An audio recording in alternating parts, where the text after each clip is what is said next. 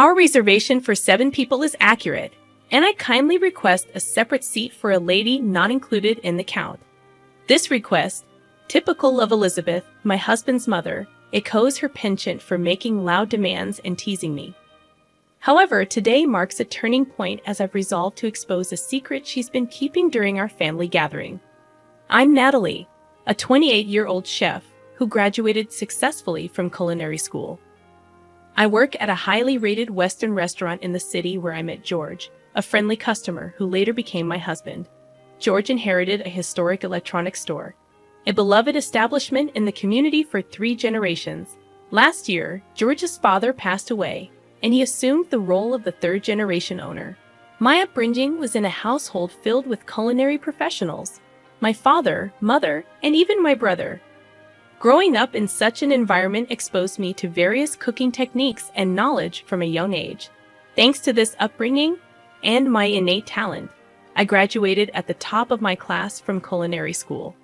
Despite my usual reserved demeanor, I've always been confident in my culinary skills. However, after marrying George, that confidence began to waver due to our close living arrangement with Elizabeth, which started shortly after our marriage. George's decision to live with his parents, a common practice in his family, came as a surprise. I had hoped to enjoy the early days of marriage just the 2 of us, but George's living arrangement was not disclosed earlier. Regretting it now wouldn't change anything. Living with Elizabeth turned out better than expected initially. She was kind, buying me treats from my favorite bakery, and even took on most of the household chores. However, there was one concern: the seasoning in her meals. Each dish was excessively salty, and while I initially attributed it to her northern origins, it seemed different from the preferences of others from the same region. I have a colleague from the north who prefers a lighter salt taste, making Elizabeth's dishes stand out. For instance, her stew, with vibrant ingredients, was overshadowed by an intense sauce, making it feel like directly putting concentrated sauce in my mouth. Doubts about whether this was the standard taste lingered, and my husband's comment about adjusting the taste to be lighter than usual only intensified my inner questioning. These days, consistently consuming Elizabeth's cooking seemed to have dulled my taste buds, creating a sense of dissatisfaction, even when preparing dishes at work. Doubts about my own sense of taste crept in, but fortunately, the head chef conducted the final taste checks, ensuring no major issues. Nevertheless, the heavy seasoning in Elizabeth's daily meals became a serious concern for me. To cope with this, I devised a plan. One solution was to wake up earlier than Elizabeth and prepare my own breakfast. While this new routine prevented a decline in my work performance, it unintentionally led to a frosty attitude from Elizabeth. When I greeted her in the morning, she began to ignore my words and pass by. One evening, when I sought her opinion on a dish I had put a lot of effort into, she responded with criticism, questioning if I had seasoned it properly. Despite my explanation, she insisted it was bland, adding a significant amount of sauce to the dish. I couldn't help but feel that there might be some reason or background to her change in attitude. My husband has 2 older sisters, both of whom have established families. They welcomed me warmly from the beginning of our marriage and offered support if I ever had trouble with their mother. However, Emily, one of the sisters, had a different experience. As I helped with food preparation for her daughter's grand birthday celebration, the dining table was filled with a variety of distinctively unique and appetizing dishes. During the party, Emily's daughter expressed dislike for the stew, commenting on the heavy seasoning. When Emily suggested learning cooking tips from me, Elizabeth angrily exclaimed and left the scene, leaving me puzzled about the underlying issues in her behavior. I had some regrets about offering to help with the cooking from the beginning. The party ended abruptly amid a sour mood. While I believe Emily might have meant her words lightly, it was clear that Elizabeth had put love and effort into her dishes as well. It felt unjust for our heartfelt efforts to be belittled with a mere comment. That night, I lacked the courage to express my apologies to Elizabeth. From the next day onward, life became increasingly tough. Elizabeth would recklessly season the meals I carefully prepared, and on the worst days, she would even throw them away midway through eating. Seeking support from my husband in these trying times, I turned to him for help. However, his response was less than supportive, suggesting that maybe I had antagonized her and needed to listen more. As days passed, the strain in our marital relationship deepened. My husband started coming home late, claiming it was due to work, and even began missing family events. We were only married for half a year, so the idea of divorce felt premature. However, another hurdle emerged when Elizabeth tripped on our stairs and severely injured her leg. Despite Emily's kind offer to help with her care, Elizabeth insisted that, as the wife of the house, it was only natural for me to take care of her. This declaration changed my daily life dramatically, and attending to her needs became a relentless routine, even during work hours. Eventually, my colleagues' patience wore thin, leading me to resign from my job. When Elizabeth learned about my resignation, she seemed gleeful. From then on, my days were consumed with meeting Elizabeth's spontaneous demands at all hours, leaving my mind and body worn down. My husband's reduced presence at home added to my distress, and I began to doubt his reasons for working late. Pondering our next steps, I decided it was time to teach both Elizabeth and my husband a lesson. A few days later, during breakfast, I brought up the idea of divorce, shocking both of them. They questioned the sudden decision, expressing surprise and disbelief. My husband even suggested that my actions could tarnish our family's reputation. In response, I explained my dissatisfaction with the household environment and my determination for change. Confronted with my newfound resolve, they were taken aback. My husband apologized, expressing a willingness to be more attentive to our home life. He even suggested a break, understanding if I wanted to go to my parents for a change of pace. However, he requested that I still help Elizabeth due to her leg injury, despite feeling disoriented. I sensed a hint of resentment in his words. I asked him to reflect on the situation, expressing my hope for positive changes if we continue to live together. I took a deep breath and calmly replied, "I'll think about it." At that moment, a smug smile appeared on their faces, revealing the evident blood ties between them. For the next few days, the atmosphere at home shifted. My husband began returning home earlier from work, but this improvement was short-lived. He soon started coming home late again, and Elizabeth's behavior reverted to its previous coldness. Despite her leg injury showing no signs of improvement, Elizabeth frequently went out without explanation. As I questioned her actions, I soon discovered a shocking truth. One day, my cell phone rang incessantly, with both my husband and Elizabeth expressing anger about me leaving Elizabeth alone. I sensed they wouldn't understand my perspective, and I revealed that I was at my parents' house. Days later, enjoying a peaceful time at my parents' house, I received an unexpected message from the one person I least wanted to be involved with, Elizabeth. The message contained an apology for her past actions and an invitation to her upcoming birthday party. Though reluctant, considering it as a bit of a luxury treat, I decided to attend. The venue for the party was an upscale restaurant near the station, renowned for a new chef trained in France. Upon arriving, I saw George and Elizabeth waiting with smug expressions. The attendees included Emily, her husband, and their children, making it a small gathering of 8 people. As we entered the restaurant, I confirmed my reservation for 7 people. However, Elizabeth requested a separate seat for me, surprising everyone. The waiter guided me to a slightly hidden seat, and as the evening progressed, the anticipated meat dish raised expectations. While delicious-smelling dishes were constantly brought to Emily's table, George and Elizabeth received none. Elizabeth's loud complaint about the delay in their food drew the attention of nearby customers, leaving me in a state of surprise and anticipation for the unfolding events of the night.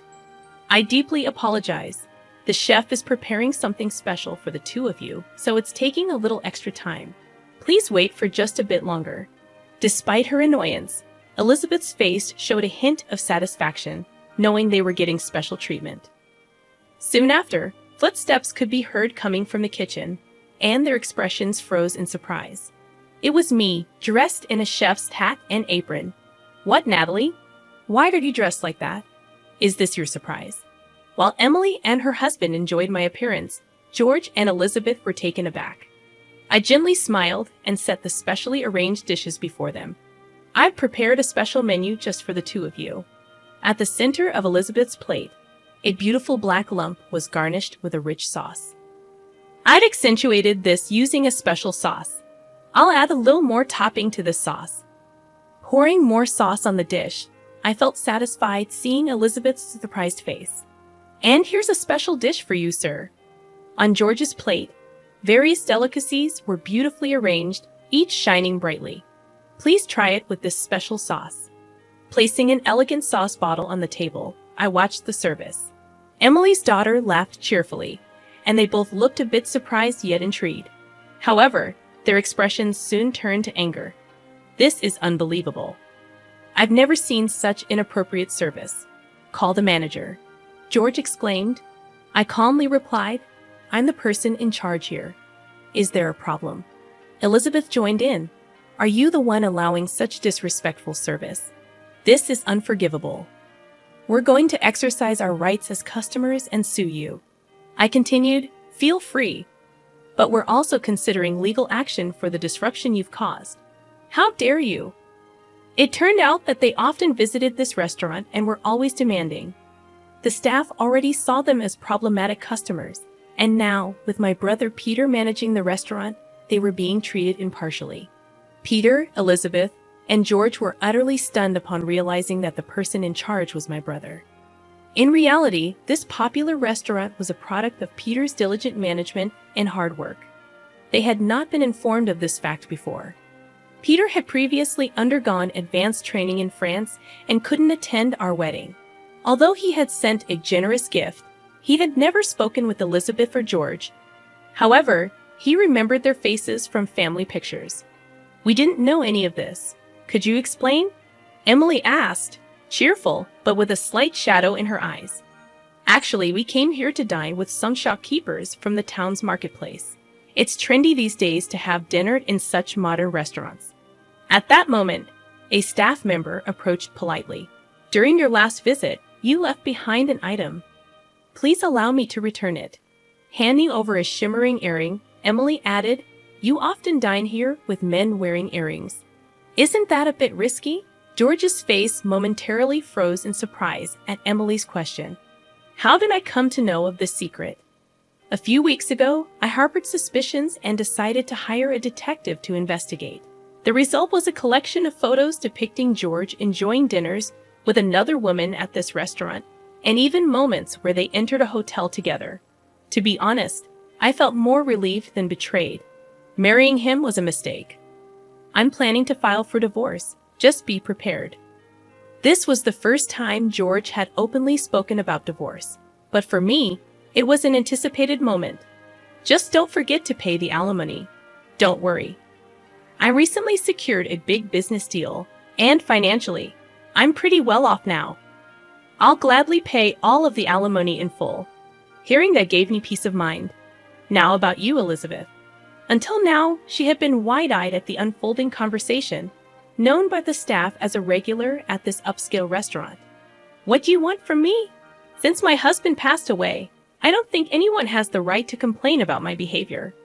However, I had also had a detective thoroughly investigate her secrets. It turned out she had been in a secret relationship for 5 years, even though her husband had passed away just a year ago. What are you talking about? Emily and her siblings, hearing this for the first time, stared at their mother in shocked anger. This revelation was unbearable for them, as they deeply cherished their father. Although I, too, was surprised by the investigation's outcome.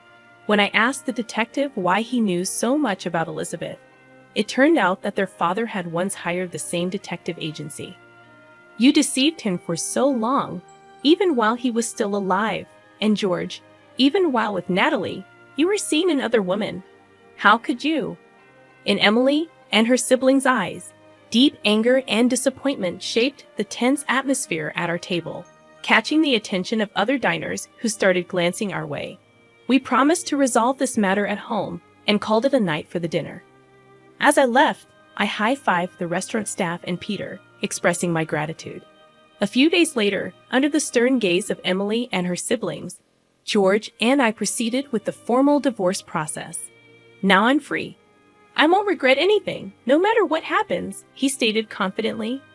I never expected this outcome, even after I told you about my bad leg. I never imagined being treated this way. Ah, watch your step. She recoiled in surprise. In truth, her leg had already healed, yet she had been pretending to be in pain to maintain a superior attitude towards me. Her behavior once again left me in shock. From now on, both she and my husband will be strangers. Although our marriage ended within a short span of a year, I had no regrets whatsoever. When I checked my bank account, I was shocked to see that the alimony from both my husband and his mistress had been deposited simultaneously. It seemed like my husband covered her share as well. Knowing this fact, I could finally view them as no longer being a part of my life. Subsequently, there were some interesting developments regarding my husband and his mistress's relationship. He had gone into debt to pay the hefty alimony, but shortly after our divorce was finalized, she dumped him quite easily. From the information I received from Emily, it was revealed that the woman is infamous in the area for targeting married men. After the episode at the restaurant, we were informed by Peter that the regular patrons were also fed up with George and Elizabeth's antics, and they were elated by our surprise. From then on, the restaurant strictly prohibited those two from entering. Moreover, their dishonest attitudes quickly became known throughout the community. A major contract that my husband had been boasting about was eventually canceled, and his electronics store, sustained by the deep trust of the local community, now faced a challenging future. Elizabeth's subsequent life became quite difficult. Suddenly abandoned by her longtime lover, further medical tests revealed that her unhealthy lifestyle was affecting her health. Her health condition was significantly tied to her own way of living, which wasn't deserving of any sympathy. On the other hand, I was fortunate enough to return to the Western-style restaurant where I used to work. Even though they knew about my past, the staff and management warmly welcomed me back. The spaghetti lady, Emily, and her family still came to this restaurant often, and their presence was a significant support for me. They had decided to completely sever ties with George and Elizabeth. The anger towards their actions, especially after the passing of their father and the revelation of the truth, left a deep wound in their hearts, which seemed unlikely to heal. The joy of cooking holds a significant place in my life. Feeling this happiness is the very moment I cherish the most, and when I feel truly blessed.